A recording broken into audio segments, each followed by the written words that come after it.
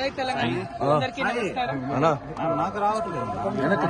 నేను గత 4 సంవత్సరాలుగా పడుతున్నటువంటి మనోవేదన ఆ స్వామివారి దయ వల్ల మరి కంప్లీట్ గా నేను ఏదైతే చెప్తూ వచ్చాను, సత్యం నా వైపు ఉంది, న్యాయం నా వైపు ఉంది, భగవంతుడు నా వైపు ఉన్నాడని చెప్తూ వచ్చాను.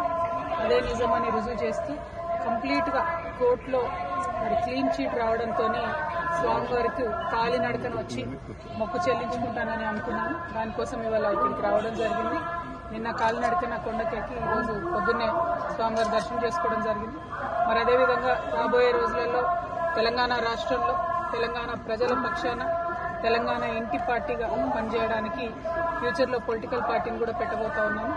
కాబట్టి దానికి కూడా ఖచ్చితంగా స్వామివారి ఆశీస్సులు ఉంటాయి, దయ ఉండాలని చెప్పి కోరుకొని మరి వాళ్ళు దర్శనం చేసుకోవడం జరిగింది. నేను ఎప్పుడు తిరుమలకు వచ్చినా ఒకటే కోరుకుంటాను, తెలంగాణ రాష్ట్రం బాగుండాలి, తెలంగాణ ప్రజలు బాగుండాలి, ఆంధ్ర రాష్ట్రం బాగుండాలి, ఆంధ్ర ప్రజలు బాగుండాలి. రాష్ట్రాలుగా మనం విడిపోయినా కూడా ప్రజలుగా కలిసి ఉండాలి, ప్రజలందరూ బాగుండాలని మనస్ఫూర్తిగా కోరుకుంటాను. అదే జరగాలని చెప్పి మళ్ళీ ఒకసారి భగవంతుని కోరుకుంటూ థ్యాంక్ యూ. జై తెలంగాణ, జై ఆంధ్ర.